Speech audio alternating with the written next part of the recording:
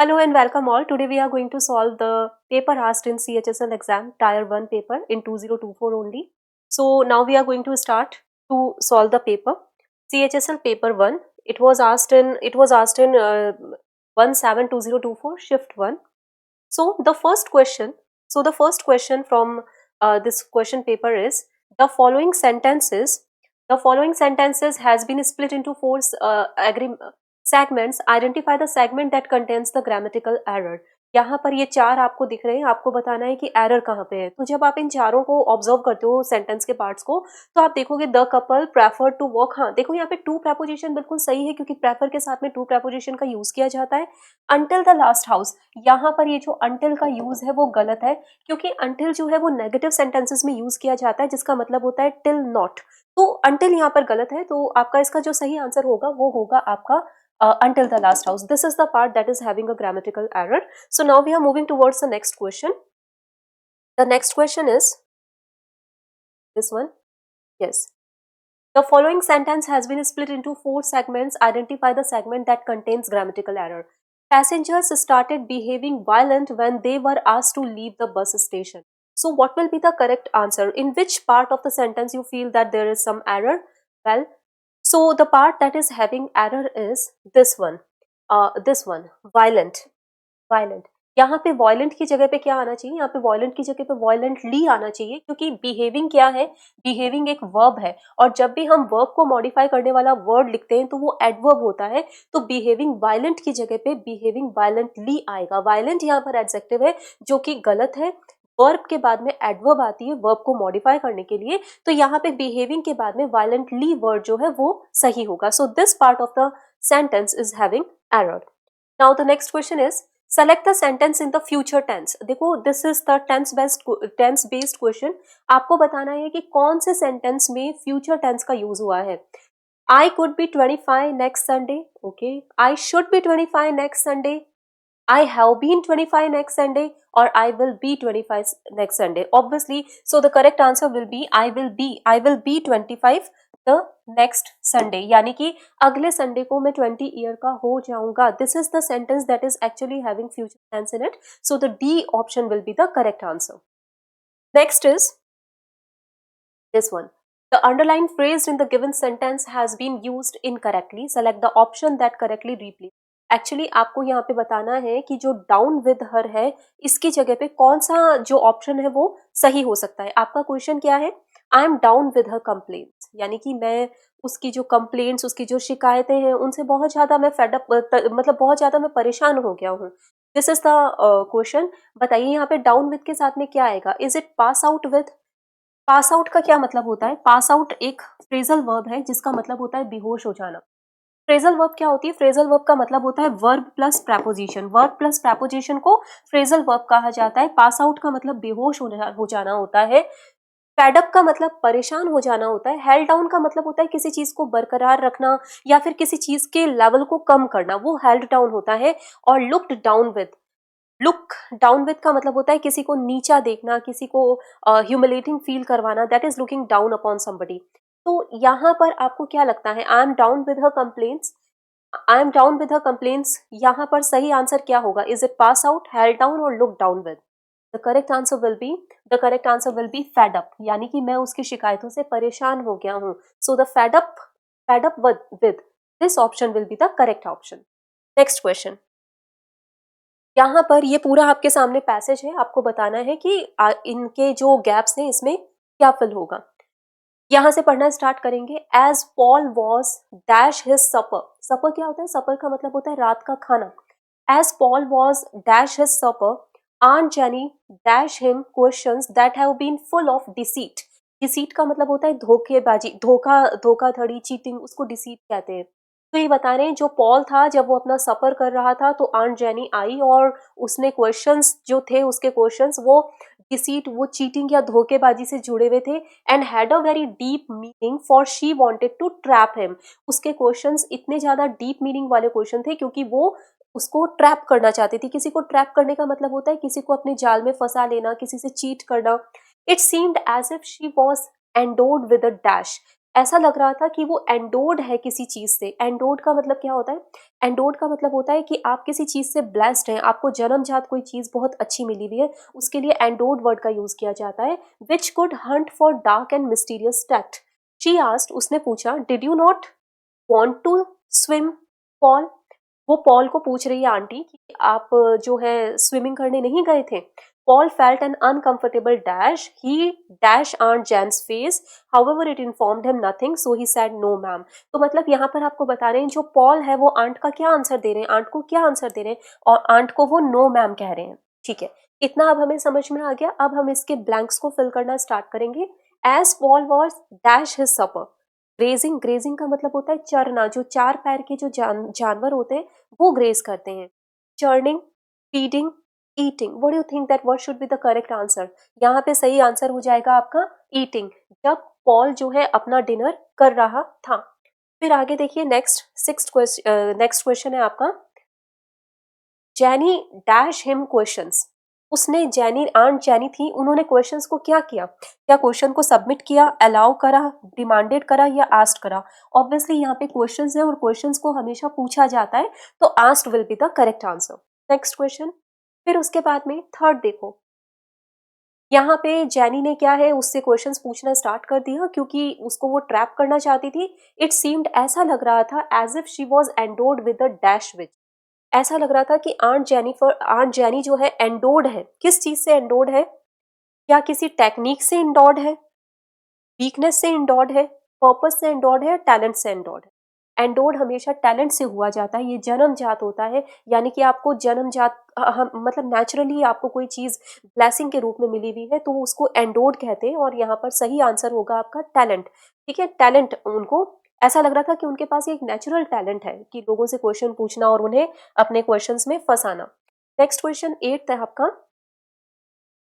हाँ, ब्लैंक 3 में फिल करना है। It seemed as if she was allowed with a talent which could hunt for dark and mysterious tact। ठीक है, next देखिए, Paul felt an uncomfortable dash. आपको ये बताना है यहाँ पे ब्लैंक नंबर 4 में क्या आंसर होगा। ये एक्चुअली ब्लैंक नंबर 4 का है ना, ये ब्लैंक 4 का है, बाय मिस्टेक वहां पे 3 लिखा हुआ है, प्लीज इसको 4 रीड करें आप। आपको बताना है ब्लैंक 4 में क्या आएगा। जब आंट जो है उससे इतने क्वेश्चंस पूछ रही थी तो पॉल ने कैसा फील करा होगा, कैसा अनकंफर्टेबल फील करा होगा? Uncomfortable gas, uncomfortable view, uncomfortable drop या uncomfortable suspicion? Correct answer will be suspicion, यानी कि उसको शक हो रहा था, एक अनकंफर्ट, वो बहुत अनकंफर्टेबल फील कर रहा था और उसे शक हुआ उसके ऊपर कि आंट जो है उसको ट्रैप करने की कोशिश कर रही है, तो suspicion will be the correct answer. अब आपको बताना है पांचवें ब्लैंक के अंदर क्या फिल किया जाएगा। So now we have come to the next question, question number 5। He dashed Aunt Zanny's face, however it informed him nothing, so he said no ma'am। यहाँ पर आपको क्या लगता है फिफ्थ ऑप्शन में क्या आएगा? अब यहाँ पे जो पॉल है वो आंट के फेस पे देख रहे हैं, सर्च करने की कोशिश कर रहे हैं किसी क्लू के, क्योंकि उनको सस्पिशन तो ऑलरेडी है कि आंट जो है वो क्या है, वो कुछ डिसीटफुल इंटेंशन के साथ में है। तो यहाँ पे सही आंसर क्या होगा? देखो, रफल का मतलब होता है परेशान करना, किसी को चिढ़ाना, उसको रफल कहते हैं। सर्च करने का मतलब होता है ढूंढना किसी चीज को। परस्यू और चेस्ट का मतलब होता है किसी को फॉलो करना। तो यहाँ पे सही आंसर क्या होगा? यहाँ पे सही आंसर आपका बनेगा सर्च करना, यानी कि उसने आंट जैनी के फेस पे सर्च करने की कोशिश करी कि इनके इंटेंशंस किस तरीके के। Search will be the correct answer. Next question is this one. आपको बताना है कि जो अंडरलाइन सेगमेंट है इसका सही आंसर क्या है। अंडरलाइन सेगमेंट है आपका कॉन्स्पिक्यूअस, जिसका मतलब होता है बहुत ज्यादा विशिष्ट और स्पेसिफिक। तो इसका इसका जो आपको क्या लगता है कि कौन सा वर्ड है जो कि सब्स्टिट्यूट कर सकता है? तो वही वर्ड तो इसको सब्स्टिट्यूट कर सकेगा जो इसका सिनोनिम होगा।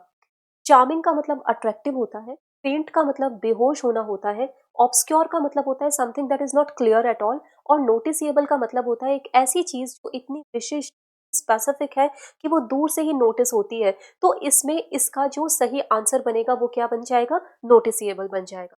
आगे चलते हैं नेक्स्ट क्वेश्चन पे। नेक्स्ट क्वेश्चन है आपका ये ब्लैक एंड व्हाइट। आपको बताना है कि ब्लैक एंड व्हाइट ईडियम का सही आंसर क्या है।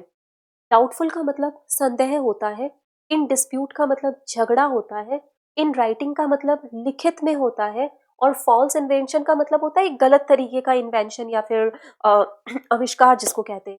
तो क्या होगा सही आंसर? इसका सही आंसर होगा राइटिंग। ब्लैक एंड व्हाइट का मतलब कुछ कोई भी चीज अगर ब्लैक एंड व्हाइट में है तो इसका मतलब वो चीज लिखित के अंदर अवेलेबल है, तो ब्लैक एंड व्हाइट का मतलब इन राइटिंग होता है। आगे देखो नेक्स्ट क्वेश्चन आपका, would you please support me for once in your life, क्या आप मुझे अपनी लाइफ में एक बार सपोर्ट करेंगे। यहाँ पर आपको बताना है एंटोनिम क्या होगा इसका, सपोर्ट वर्ड का एंटोनिम क्या होगा। डिस्क्लेम का मतलब होता है किसी चीज को त्याग देना, रिनंसिएट कर देना, खत्म कर देना, मतलब डिस्क्लेम कर देना, आपने उसको छोड़ दिया। डॉक्यूमेंट का मतलब दस्तावेज होता है। इस्टेब्लिश का मतलब होता है किसी चीज को इस्टेब्लिश करना, उसको स्थापित करना। रिफ्यूट का मतलब क्या होता है, किसी चीज को रिजेक्ट कर देना, किसी चीज का खंडन कर देना। तो यहाँ पे सपोर्ट का एंटोनिम पूछा है। सपोर्ट का मतलब जिसको आप अप्रूव करते हो, और रिफ्यूट का मतलब जिसका आप खंडन कर देते हो। तो सपोर्ट वर्ड का जो सही एंटोनिम होगा वो आपका रिफ्यूट होगा। So this will be the correct answer. I hope आपने यही सब आंसर सही करे होंगे पेपर में भी। आगे देखो, the relators of the new venture sold plots like hot cakes। आपको बताना है plots like hot cakes इस idiom का मतलब क्या है। What is the meaning of this idiom? Sold illegally, क्या गलत तरीके से किसी चीज को बेचना, ये इसका सही आंसर होगा। सोल्ड इनोवेटिवली, इनोवेशंस के साथ में किसी चीज को सेल करना। सोल्ड विद ग्रेट डिफिकल्टी या सोल्ड क्विकली। देखो अगर केक हॉट होगा तो ऑफ कोर्स कस्टमर्स उसको जल्दी लेंगे, क्योंकि वो कस्टमर्स को बहुत ज्यादा टेस्टी लगेगा, कस्टमर्स का उसमें बहुत इंटरेस्ट आएगा। तो कोई भी चीज अगर बिक रही है लाइक हॉट केक्स, इसका मतलब होता है कि वो जो चीज है वो बहुत ज्यादा मात्रा में बिक रही है। तो सही आंसर क्या हो जाएगा आपका, sold quickly will be the correct answer. Next question देखिए, सेलेक्ट द इनकरेक्ट स्पेलिंग। बताइए कहाँ पर है इल्यूजन, तो इसकी स्पेलिंग सही लग रही है मुझे। डेलीगेट का मतलब होता है हिंदी में जिसको प्रतिनिधि कहते हैं, इसकी स्पेलिंग भी सही है। ऑब्टेन या फिर एनक्रोच। जब ये चारों ऑप्शन आप देखते हैं तो आपको एक जगह मिस्टेक लगती है, वो है आपका बी ऑप्शन इनक्रोच। क्या ये स्पेलिंग इसकी सही है, या सही स्पेलिंग इसकी ये होगी इनक्रोच। इसलिए बी ऑप्शन जो है वो गलत है, क्योंकि उसमें इनक्रोच की स्पेलिंग गलत है। आपको सिर्फ इनकरेक्ट स्पेलिंग ही निकालनी थी। आगे देखिए, in both countries we have leaders of dash ability. आपको बताना है बीच में क्या आएगा, फिलर्स वाला क्वेश्चन है, बताइए क्या होगा। कंपेलिंग एबिलिटी, इन बोथ कंट्रीज का मतलब है दोनों ही देशों के अंदर हमारे पास में किस प्रकार के लीडर्स हैं, कैसी एबिलिटी के लीडर्स हैं। कंपेलिंग एबिलिटीज की, कंपेलिंग होता है मजबूर करना, कंपेल करना। पावरफुल एबिलिटी, पावरफुल और एबिलिटी बैठेगा, या फिर एलमाइटी। देखो एलमाइटी तो क्या होता है, एलमाइटी भगवान होता है। एलमाइटी जो है वो क्या है, नाउन है। एबिलिटी भी क्या है, नाउन है। दो नाउन एक साथ थोड़ी ना आ सकते, तो एलमाइटी तो यही गलत हो जाता है। इसका जो सही आंसर होगा वो होगा एक्सेप्शनल एबिलिटी, यानी कि दोनों ही देशों के पास में जो लीडर्स हैं वो एक्सेप्शनल एबिलिटी है। So the most appropriate word to be filled here is B exceptional. Next is, आपको यहाँ क्या बताना है, आपको ये बताना है कि आपको बताना है कि क्या यहाँ पे when he burnt his finger, यहाँ पर क्या सब्स्टिट्यूशन लगाना है कि नहीं लगाना है। देखो the little boy cried with pain when he burnt his fingers. आपको बताना है सब्स्टिट्यूशन लगाना है या नहीं लगाना है, या अगर लगाना है तो कौन सा लगाना है। This is the question. आपका क्वेश्चन है, छोटा जो बच्चा था वो रोने लग गया जब उसकी फिंगर्स जल गई। When he burned his fingers का मतलब भी यही होता है कि उसकी फिंगर्स जल गई। अब ऑब्वियसली वो खुद तो अपनी फिंगर्स को आग में डाल करके नहीं जलाएगा, बट इसका स्ट्रक्चर इसी तरह से बनता है, तो सेंटेंस के स्ट्रक्चर में कोई प्रॉब्लम नहीं है। When he burned his fingers का मतलब भी यही होता है कि उसकी फिंगर्स जल गई, वो उसने जानबूझ करके नहीं जलाई। ठीक है, तो आप बताइए क्या होगा when he burned his finger, when he Burns his finger. देखो बर्न्स तो आ ही नहीं सकता, यहाँ पे पास्ट हो रहा है, पास्ट के साथ प्रेजेंट नहीं आएगा। When while he burn his finger, he के साथ में बर्न कभी नहीं आता, या तो बर्न्स आना चाहिए या फिर बर्न की पास्ट फॉर्म आनी चाहिए। As he burning his finger, as he burning his finger फिर से grammatically incorrect sentence, grammatically incorrect ये बनता है, तो यहाँ पर भी नहीं आएगा। तो इसका सही आंसर होगा आपका no substitution, no need any substitution. क्योंकि एक्चुअली क्या होती है, स्टूडेंट्स की टेंडेंसी बन जाती है कि अगर एरर पूछा है तो ज़रूर एरर होगा ही। कई बार ऐसा भी होता है कि एरर ना हो, और कई बार ऐसे क्वेश्चन भी होते हैं जिसमें किसी भी प्रकार के सब्स्टिट्यूशन की ज़रूरत नहीं होती है। तो इसका ए ऑप्शन करेक्ट होगा। नेक्स्ट देखो, नेक्स्ट है आपका, select the most appropriate antonym of the word glory. Glory का एंटोनिम क्या होगा, आपको ये बताना है। डिलाइट का मतलब खुशी होता है, ऑनर का मतलब सम्मान होता है, ग्लटनी का मतलब बहुत, जो ग्लटनी वो होते हैं जिनको खाने का बहुत शौक होता है, जो बहुत ज्यादा मात्रा में खाते रहते हैं। आपको ग्लोरी का एंटोनिम बताना क्या होगा। ग्लोरी का मतलब शान, वैभव, तो इसका जो एंटोनिम बनेगा वो क्या बनेगा। So the antonym of the word will be glory. Next आपको बताना है यहाँ ब्लैंक में क्या फिल होगा। Yesterday I ate only a dash of apples for my dinner.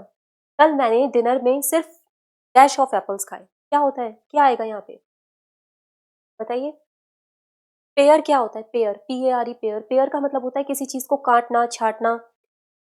ये जो पेयर होता है इसका मतलब होता है किसी नदी का या समुद्र, नदी का कोई जो घाट होता है ना, घाट जो अपना हिंदी वर्ड होता है वो ये होता है। ये है आपका पेयर जिसका मतलब जोड़ा होता है। और ये पेयर क्या होता है, ये वो फल होता है, नाशपाती जिसको कहते हैं, पेयर होता है। तो यहाँ पे सही आंसर क्या होगा, यहाँ पे सही आंसर होगा पेयर, यानी कि एप्पल्स का पेयर खाया, यानी 2 एप्पल्स उसने खाए। नेक्स्ट देखिए, how can you be so joyless. आपको जॉयलेस का एंटोनिम बताना है यहाँ पे ऑन हियरिंग दिस न्यूज। ठीक है, आपके पास में जो ऑप्शंस है वो ये है। डूबियस, डूबियस का मतलब होता है डाउटफुल, संदेहास्पद। रैप्ट का मतलब होता है किसी चीज में पूरा लीन हो जाना, उसको रैप्ट कहते हैं। ब्लिसफुल का मतलब होता है बहुत ही खुश जिसको कहते हैं। और बीमिंग का मतलब स्माइलिंग होता है। Beaming at somebody means to smile at somebody. तो यहाँ पे सही आंसर क्या होगा, how can you be so joyless on hearing this news. So the correct answer will be blissful. Joyless का मतलब बिना किसी भी प्रकार की खुशी के, और ब्लिसफुल का मतलब बहुत ज्यादा खुशी फील करना, अच्छा फील करना। तो blissful will be the antonym for the word joyless. The next is, आपको बताना है antonym for the word trivial. What is the meaning of the word trivial. Trivial word का मतलब होता है छोटी मोटी चीज जिसका न के बराबर सिग्निफिकेंस है, जो बहुत ज्यादा इंपॉर्टेंट नहीं है, उसको ट्रिवियल कहते हैं। तो क्या होगा इसका एंटोनिम बताना है इसका। लैविश का मतलब क्या होता है, लैविश का मतलब होता है भव्य, शानदार होता है। वेन का मतलब जो होता है बेकार होता है, बेकार जिसका कोई ज्यादा यूज नहीं है। एसेंशियल का मतलब बहुत जरूरी होता है। और लायबल का मतलब होता है किसी चीज के लिए उत्तरदायी या फिर रिस्पॉन्सिबल होना। तो ट्रिवियल का आपको एंटोनिम पूछा है, तो ऑब्वियसली ट्रिवियल का जो एंटोनिम होगा वो बी एसेंशियल होगा। ट्रिवियल का मतलब छोटा, जो छोटी मोटी चीजें, और इसका एंटोनिम एसेंशियल यानी कि बहुत जरूरी। आगे देखिए, फिर उसके बाद में आपको क्या करना है, आपको ये बताना है कि बीच में यहाँ पे फिल क्या होगा। The documentary explore the historical and cultural significance of the runes in the region. Documentary ने एक्सप्लोर करा हिस्टोरिकल और cultural significance of the runes in the region. अब यहाँ पर आपका क्वेश्चन ये है कि आपको ये बताना है कि जो ब्रैकेटेड वर्ड है, ब्रैकेटेड वर्ड है अपने पास में एंटीक। यहाँ पर आपको बताना है ब्रैकेटेड वर्ड की, जो आपको बताना है ब्रैकेटेड वर्ड का सिनोनिम बताना है। तो इसका मतलब एंटीक का सिनोनिम हमें यहाँ पे फाइंड करना है। कॉन्टेम्पररी का मतलब होता है समकालीन। ठीक है। एंशियंट का मतलब क्या होता है, बहुत ज्यादा प्राचीन। ऑब्सोलेट का मतलब होता है जो अब प्रचलन में नहीं है, जो अब बंद हो गया है, ऑब्सोलेट होता है, नॉट इन यूज जिसको कहते हैं। मॉडर्न का मतलब होता है आधुनिक। तो अगर आपको ब्रैकेटेड वर्ड का सिनोनिम पूछा है तो obviously ancient will be the correct answer. Next देखो, it is a general belief that female ostrich guard the nest at night. आपको बताना है अंडरलाइन जो सेगमेंट है इसकी जगह पे क्या सब्सटीट्यूट होगा। तो सबसे पहले तो आपको, आप देखिए इसमें क्या कोई प्रॉब्लम आ रही है। आप देखो कोई वर्ब से रिलेटेड कोई दिक्कत हो या कोई ग्रामेटिकल एरर हो तो वो आप एक बार में ही देख के पहचान भी सकते हैं। बाकी ठीक है, अपन ऑप्शंस पे चलते हैं। Female ostrich is guarding the nest at night, guards the nest at night, या डज गार्ड, या फिर गार्डेड। तो यहाँ पे फीमेल ऑस्ट्रिच क्या है, फीमेल ऑस्ट्रिच है आपका सिंगुलर सब्जेक्ट। और जब कभी भी सिंगुलर सब्जेक्ट होता है तो वर्ब के साथ में हम किसका यूज करते हैं, वर्ब के साथ में हम एस और ईएस का यूज करते हैं। इस कारण से वहां पे गार्ड अकेला ना आकर के गार्ड्स आएगा। ठीक है, तो female ostrich guards the nest at night, so the B option will be the correct answer. ये होगा इसका सही सब्स्टिट्यूशन। आगे देखो, Rahul had strong pain in the stomach.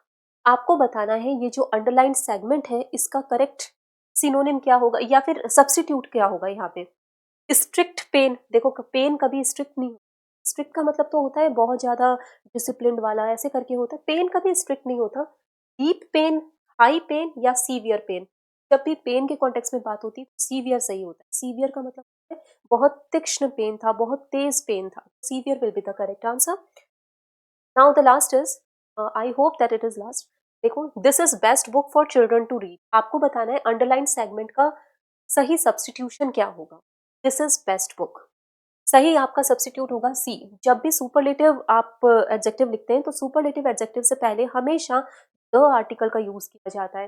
तो यहाँ पर ही द आर्टिकल का यूज करा है तो ये सही है। सुपरलेटिव से पहले द का यूज होता है। नेक्स्ट देखिए, नेक्स्ट है आपका आई बैट। आपको बताना है दैट आपको बताना है कि किस सेगमेंट के अंदर स्पेलिंग एरर है। तो यहाँ से पढ़ेंगे, बैग्ड की स्पेलिंग तो सही है, टू रिकंसीडर, कंसीडर की स्पेलिंग सही नहीं है क्योंकि यहाँ पे सी की जगह पे एस आना चाहिए, रिकंसीडर एस होता है ना, रिकंसीडर की स्पेलिंग गलत है। डिसीजन की स्पेलिंग सही है बट रिफ्यूज टू यील्ड ये भी सही है, तो इसकी दिक्कत है, इसमें रिकंसीडर की स्पेलिंग गलत है। तो आपका जो वो पार्ट जिसमें एरर है वो कौन सा है, रिकंसीडर, रिकंसीडर की स्पेलिंग गलत, एस शुड बी यूज। तो यहाँ पर आपका जो CHSL का पेपर है वो पूरा होता है। आई होप आपके सारे डाउट्स क्लियर हो गए होंगे एंड आगे आई होप आपके सारे डाउट्स क्लियर हो गए होंगे और आगे आने वाले जो सेशंस हैं उसमें और भी इस तरीके के बहुत सारे पेपर्स हम सॉल्व करते रहेंगे। Thank you very much.